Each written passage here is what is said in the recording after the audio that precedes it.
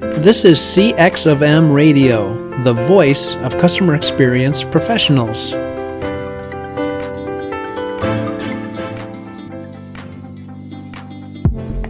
Hello, and welcome to another World of UX podcast. This is your host, Darren Hood. Thanks for taking the time to join us on today, and as always, a special welcome to those of you joining us for the first time. Welcome. Glad to have you. And we are today, folks, I decided let's do a little bit more potpourri. Let's do something simple, quick, relatively, before we get back into what's a really heavy series. I need a break from it. Actually, I looked at the list. Oh no. And I felt a lot better about going in this direction today. So here we are. So the thing about this particular potpourri is that it's going to revolve a little bit around some questions that I've received from people. So a lot of times I respond in writing, in social media. And when you respond on social media, you're limited in your space. I talk about that sometime. You can't say everything you'd like to say. So you can only, my strategy is that you end up addressing things in bits and pieces.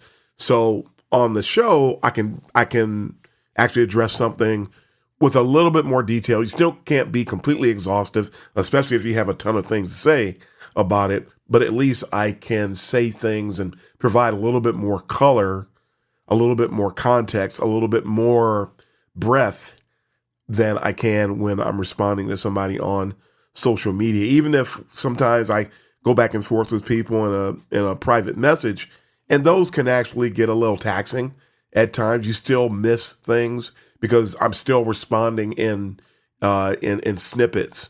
And so here on the show, I can address things a little bit more. And I actually I thought about a funny thing somebody said once. They were talking about having a podcast, and they were saying that I got a podcast, and probably going to hear this too. They say, I got a podcast. It's not going to be like Darren's though. And some other people who heard that was sort of taken aback when they heard it. And somebody said, and you could see it in their face, you could hear it in their tone of voice. And they said, "What do you mean by that?" And he said, "Well," and you can tell when people are holding back. Some of us can anyway. And the person said, "Well, when I have my show, I won't be doing all the talking." And so we'll just freeze frame there for a bit. And this is not one of the topics, but I just wanted to address it just because I know other people are thinking about it as well. I think it's really funny when you think about that the person, it was sort of like a backhanded insult a little bit. Darren talks too much on his show. You can go and look at, I don't care whose podcast it is and how many different episodes. People have a podcast because they're going to talk. And it's interesting that I actually refer to this as some people are not going to like this, but I'm going to say it anyway, somewhat of a racist perspective, because the only people that folks want to stop talking a lot of times is people of color, minorities, women. They want us to stop talking. But they don't mind when the majority does a lot of talking. So I want to get that out there. And interestingly, I've been doing this work for 28 years. I didn't used to take credit for this much work, but when I went back and examined my history, I was doing it. Other people are lying.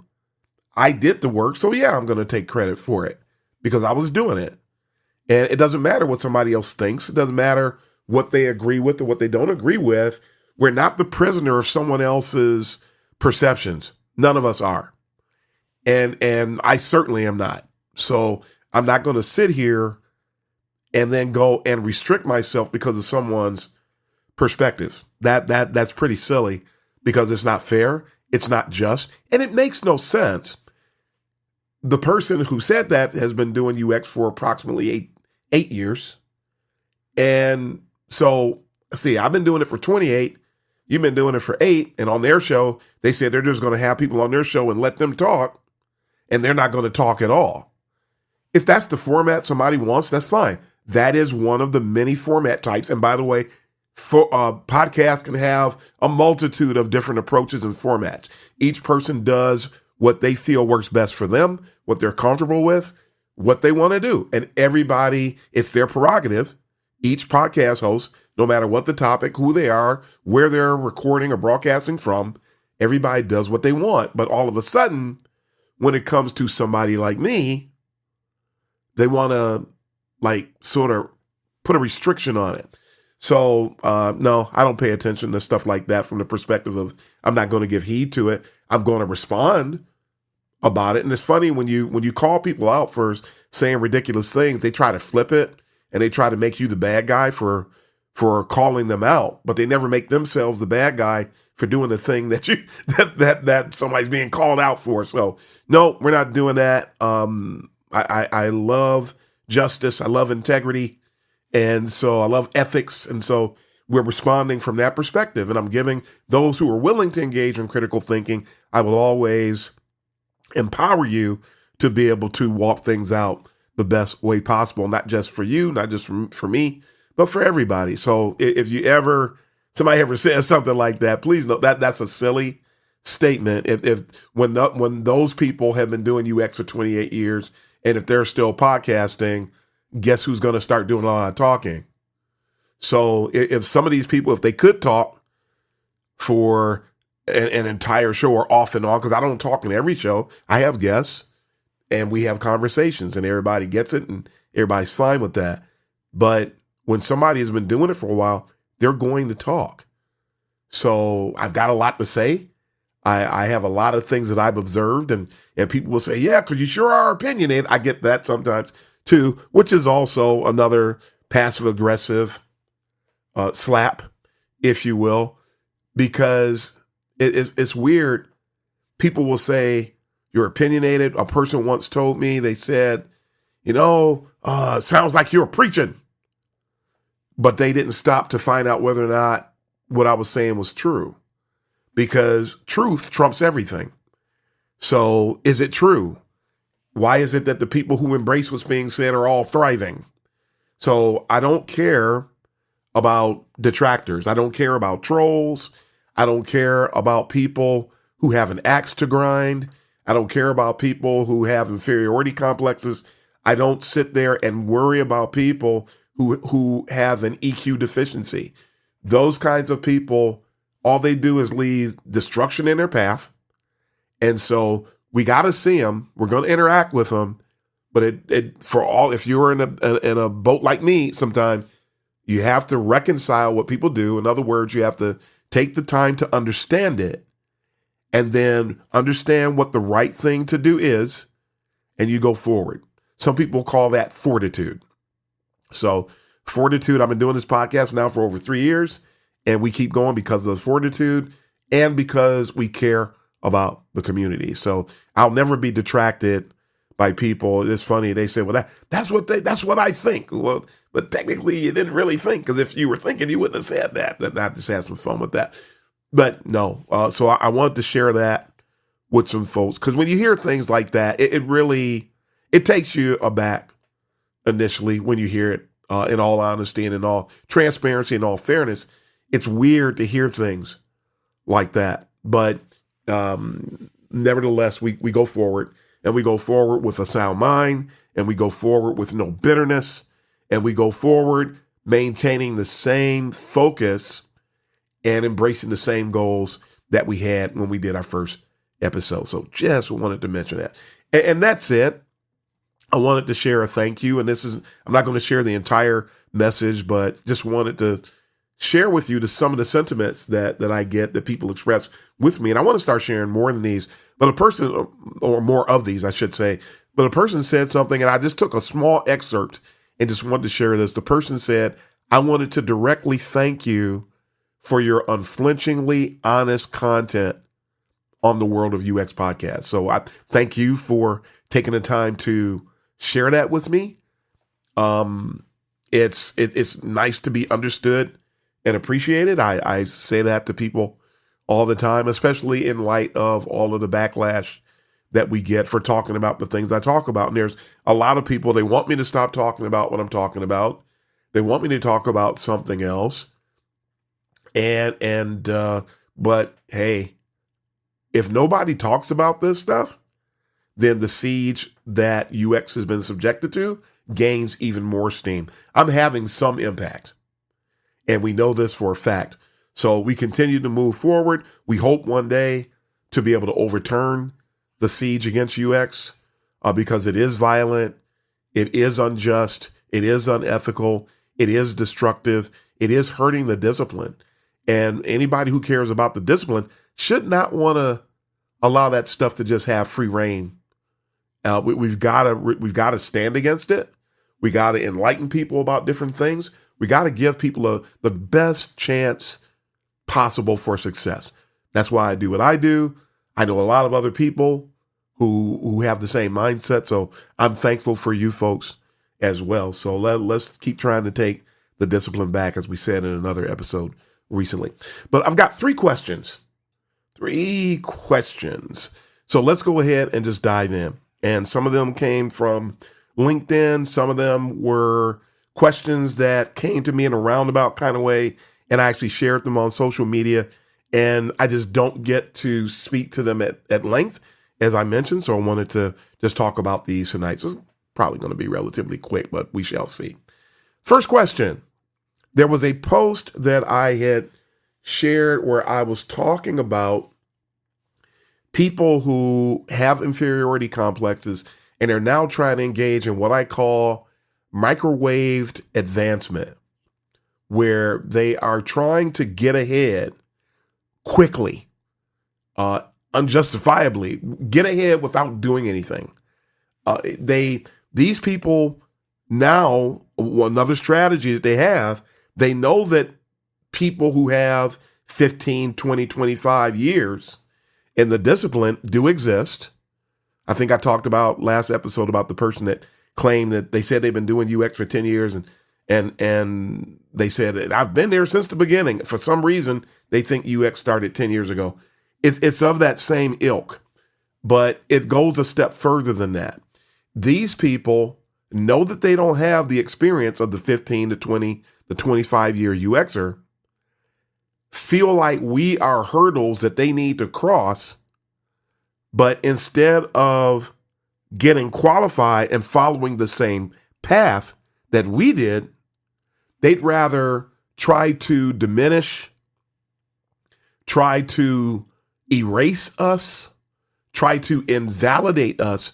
And so one of the things that they're doing now is there's this thing that keeps popping up, and you'll see it on social media. I'm really shocked when I see it sometimes because some of the people who are spreading it are people who've been doing it for 20, 25 years. People are taking aim now at the people with a lot of experience and saying, just because you have a lot of experience doesn't mean that you know that you can do the work, that you can do a good job. Number one, that's a ludicrous statement. There's a lot of people that are lying about their experience levels. And so when you have people that lie, 2 things about this. When people lie about their experience levels and they don't do anything of note, or I know of situations where people have a ton of experience and have been placed in the wrong positions for whatever reason. And so it wasn't going to work. It was doomed from the beginning. A lot of people love bringing experienced UXers on their teams and then setting them up for failure in line with what I'm talking about here for the express purpose of invalidating their skill set, invalidating our skill set. They want to make us look bad so that they can feel better. And that's that microwaved advancement that I'm talking about. So the question was, I talked about evolution because some of these people, I talk to some of these people from time to time, and the person, one person in particular, actually there's more than one person who said this recently. They made statements on the line of UX is evolving. It's not what it used to be. Somebody literally said that to me. And for some reason, they think that the evolution of UX means that things that we used to do are no longer relevant.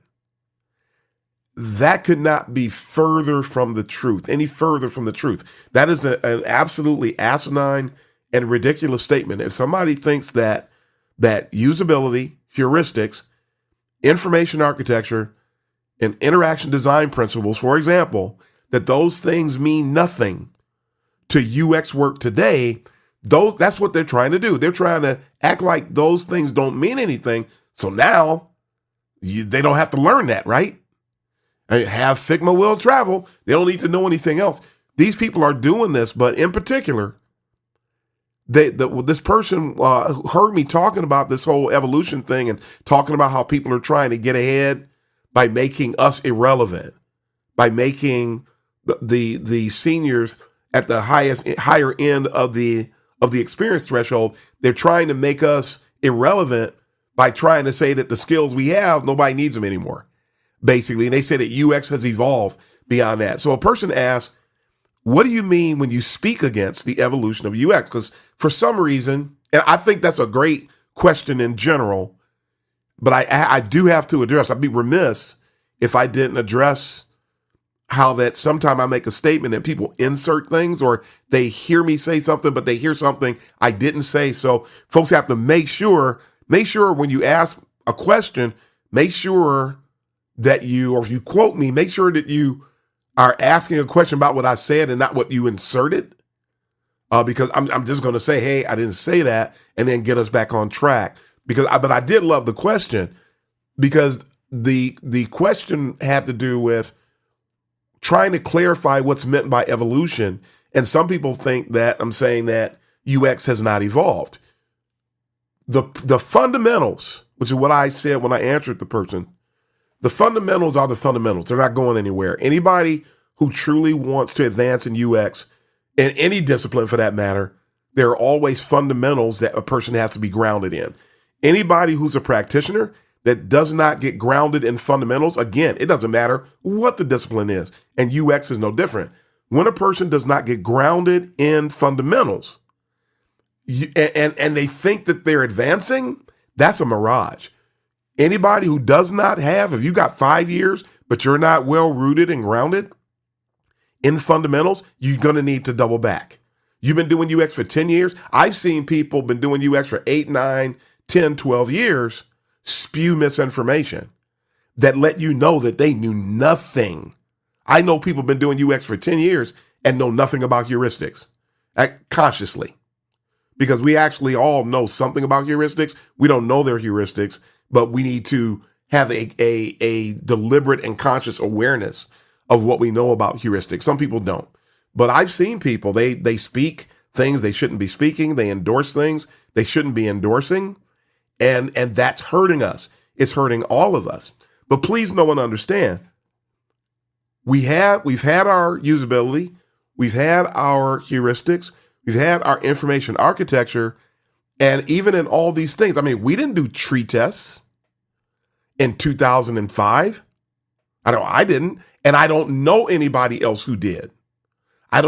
Tree tests started, I started seeing them more mainstream, roughly about 2008, 2009, 2010, you start to see people talk about tree tests and doing tree tests, but you didn't see it. I would meet people. I would go to events. You would go to conferences. You would have conversations with people here and there, and nobody was talking about tree tests and card sorting.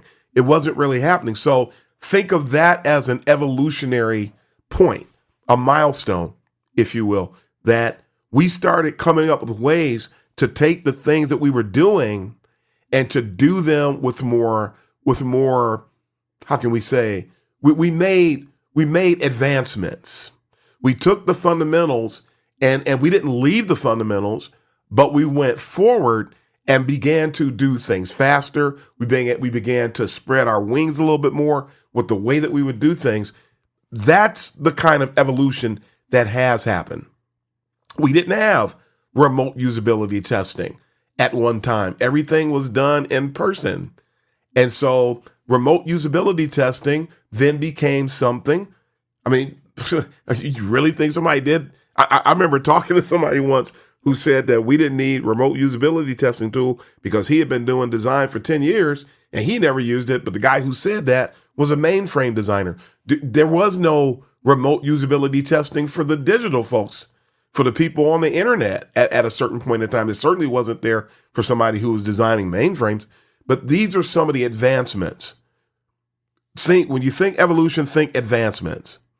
What advancements, what things have we done? Because really, UX, the only things that have really changed, fully changed, wholesale changed about UX, related to UX, and I've said this before, are the mental models of the users and the form factors that we're applying the UX principles to. Beyond that, nothing's really changed. And UX is pervasive. So what you apply to a website, eventually we applied it to a mobile app. Then we applied it to a mobile web experience. Then we applied those same principles to tablets. We started applying it to interactive TV. We started applying it to email marketing. This goes on and on and on. What we were applying the principles to changed, but they were the same principles, and we got to see how they worked with a new form factor. That also was evolutionary, but it was evolutionary in its application. It wasn't evolutionary so much so from a principle perspective. But it has evolved. Don't let anybody tell you I don't see the evolution of UX. I do see it. But some of the things that people are calling evolution, and this is what I went on to explain, some of the things that people are calling evolution are not. They're not evolution at all. I talked to a person recently and they said that UX changes. It's just always changing. It's changing all the time. Wow, really? And I looked at that person's LinkedIn profile. That person had been doing UX for 2 years. So how does a person who's been doing from UX for 2 years have a vantage point, any points of reference that empower them to make a statement like that? They don't. And so people need to, and then they don't even want to hear what people like me are saying, which is another reason why they're trying to shut us down. They're trying to silence us. They don't want us to talk at all because they don't even want to consider it. There's this massive ostrich effect bias movement where they're bandwagoning on one side and they're ostrich affecting on the other. It's a bias fest. And so only those who really commit to critical thinking are going to come out on top, are going to be victorious in the midst of these types of challenges. So I did not speak against the evolution of UX at all, but I will talk about what the evolution of UX really is, and I will call out things that people are calling evolution that are not evolution. Design thinking is not an evolution. Design thinking is a bastardization. Call it what it is. Even the people who were the forerunners and the creators said that they didn't even intend on that being what it became. And it wasn't like, oh, it turned out to be great. It wasn't one of those erroneous discoveries that a lot of inventions and a lot of advancements in process in our time were discovered by mistake. That's not what happened. These people were just trying to come up with something billable. And they took something we were already doing and slapped a new name on it. The people behind design thinking rebranded something that already existed, and they got away with it because nobody told them no. We need to start telling people no when they come up and do things that make no sense. We need to tell them. Too many people are trying to make a name for themselves instead of trying to just vault the discipline forward. They're putting themselves before the discipline. I refuse to do that. And I know a lot of other people who are operating the same way. So that's not evolution. So let's call evolution what it really is. Let's understand what it is and stop just haphazardly slinging names and titles and words around. Isn't that odd? UX people mishandling nomenclature and taxonomies. That's pretty hypocritical and ironic, but it's happening. So there's a hint of sinister in the midst of these things. I just realized that. So that was question number one. So what do I mean when I speak against evolution UX? Well, I didn't speak against it. And B, we need to call evolution what is evolution and don't call things that are bastardizations evolution. They are not. And if we keep doing that, then we're enabling the siege, and we need to stop doing that. Next question. What are your thoughts? And this came from a social media post. What are your thoughts about pursuing a mobile first approach with design efforts? And this came up because of a Jakob Nielsen post that came out. And I just sort of chuckled when I saw it because some people, they're into hero worship, frankly, And I appreciate Jakob Nielsen, and I love the work that he's done. I own, I think, every book he's ever written. I have them in my shelf, in the hallway, or on my Kindle. I've got all of them. Going all the way back to usability engineering. I've got all of his stuff. But that one, when that article came across my desk, so to speak, my desktop, and I just sort of chuckled because, see, I'm not Jakob Nielsen. I'm not as big as Jakob Nielsen. I never will be, nor do I want to be. But for years, I have been saying that ever since the book was written, Luke Wroblewski wrote the book Mobile First, around about 2012, 2013 or so. And I was there when the iPhone came out.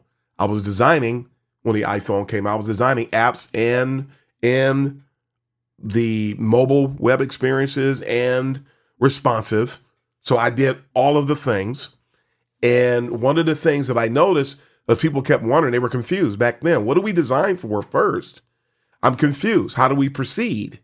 And I'm thinking, as I mentioned, all we do is look at the principles we have and we get an understanding. We were doing remote usability testing. We were doing in-person usability testing, trying to make sure that we understood the heuristics associated with the mobile designs that we were engaging in. And what I found out was that as people kept saying mobile first, and this is about the time that people start getting buzzword happy. They saw the phrase mobile first. A lot of the people who saw that did not read Luke Wroblewski's book.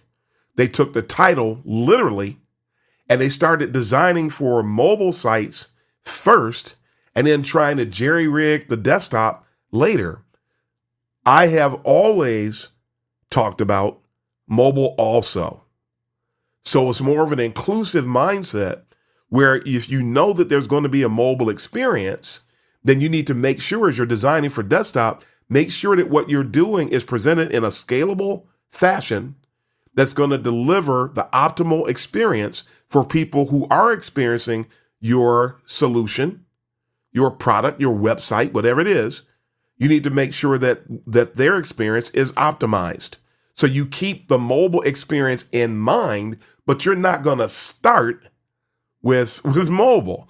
That was a ludicrous proposition that people just run off with the title the way they did. My point is this, and why I said the thing, why I brought Nate Nielsen into this, because I've been talking about mobile also for years, but because I don't have a big name, what I said fell through the cracks.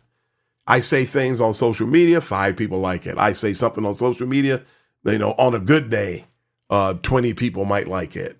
There's only certain things that get a lot of likes. So I say and produce a lot of things, but they just don't go anywhere. People aren't going to see it. And so it's the kind of thing where you say something that you know it's right and you know people need to hear it, but I'm not going to ram it down anybody's throat. I'm not going to demand to be heard. But it is sort of, it's a little frustrating. Frankly, it is to see somebody, because they have a big name, then people act like the person just shed light in a dark cave somewhere, and you've been talking about mobile also for over a decade. So I just want to make sure that people understand that why I said that, and mobile also is the way to go. One of these days, people will recognize it and they'll see it for the value of the content and separate it from the person. And then when people start doing that, then maybe some of the things that I share will get more weight and we can have the impact we're trying to have in the discipline at large. But, I'm glad that something was said, but you do feel you feel a little abused when things like that happen. So mobile also, folks, not mobile first. Not mobile first. And this is not new. I'm glad what he said was said, but it's not new. I've been talking about it for years. And a lot of the people who want me to be quiet heard me say it, and they knew that it was right and knew that it was good, but they didn't want to give me credit. So, it's a vicious world. The UX world is vicious, whether people want to face that or not. Third question, continuing with Jakob Nielsen here for a moment. Jakob Nielsen has been I got to say this the right way. There have been a lot of articles ascribed to Jakob Nielsen that have been circulating, especially over the last 3 months or so. There's been a massive uptick. And someone was asking, what do you think about all these articles? In particular, the one they asked me about more specifically was the one about the angst of UX. And what do you think about the articles that Nielsen's been publishing? And I have to really, I know some of them are probably going to hear me say this. I'm concerned. And I'm concerned because the volume of the posts I find interesting.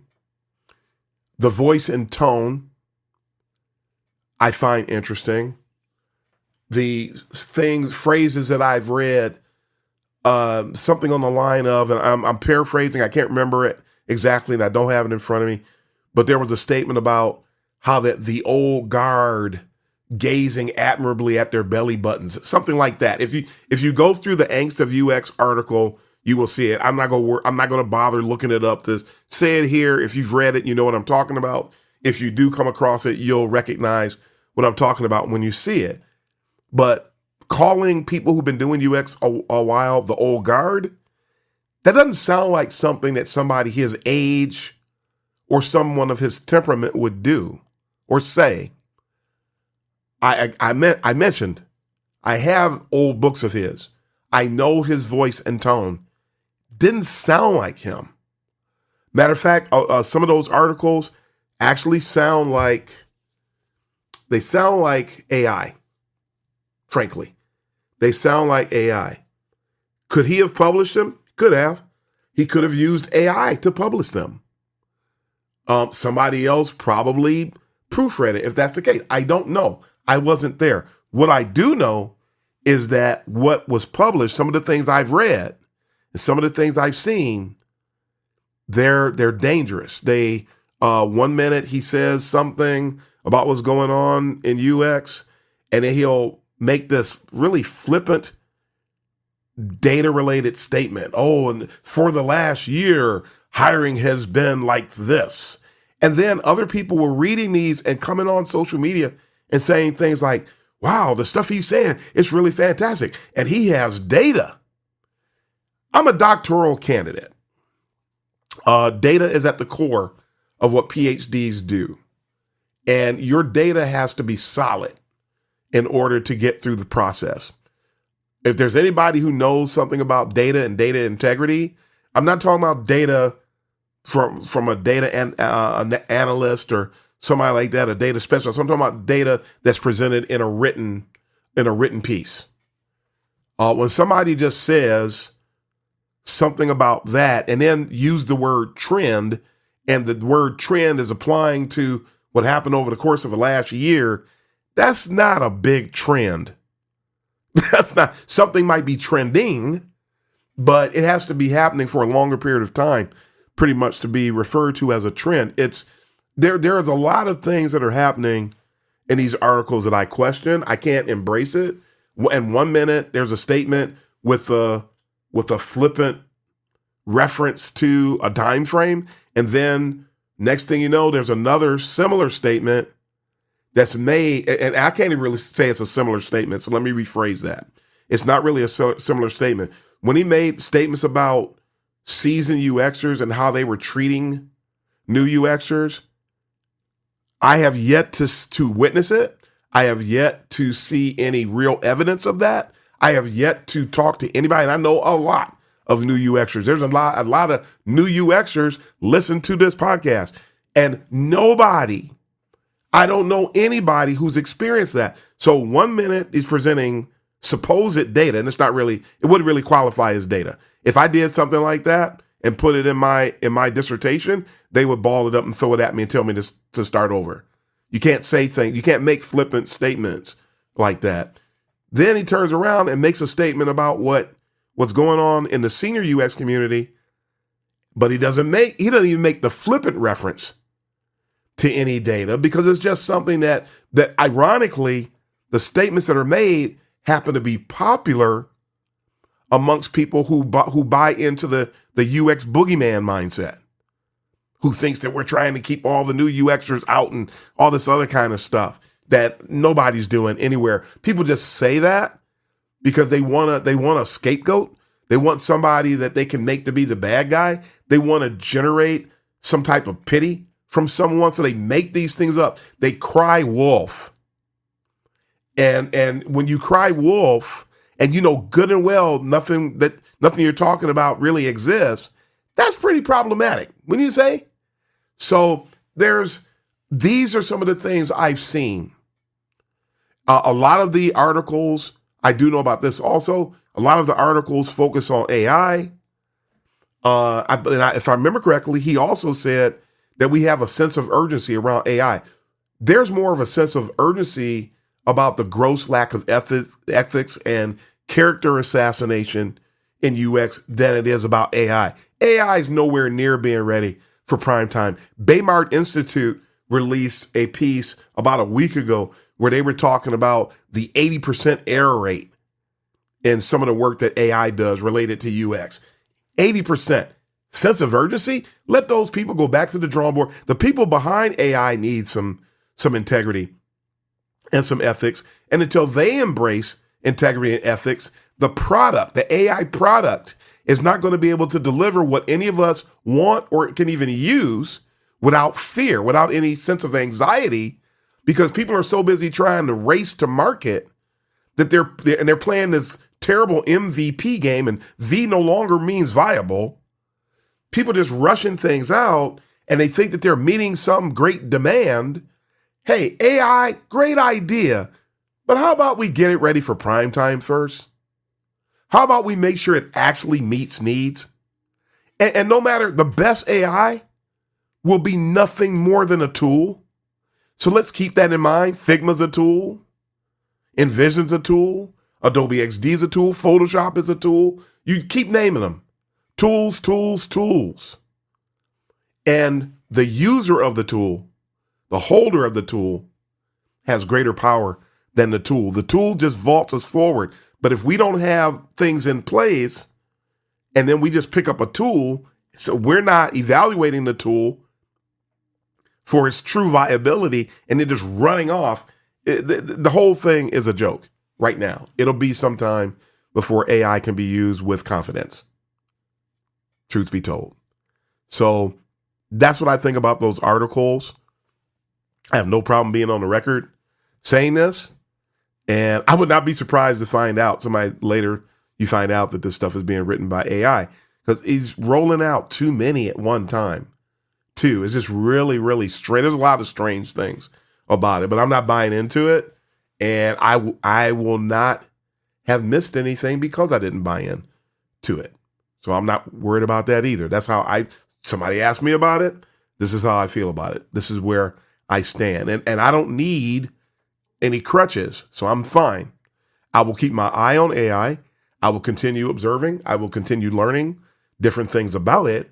But right now, I don't need AI to help me do my job anyway.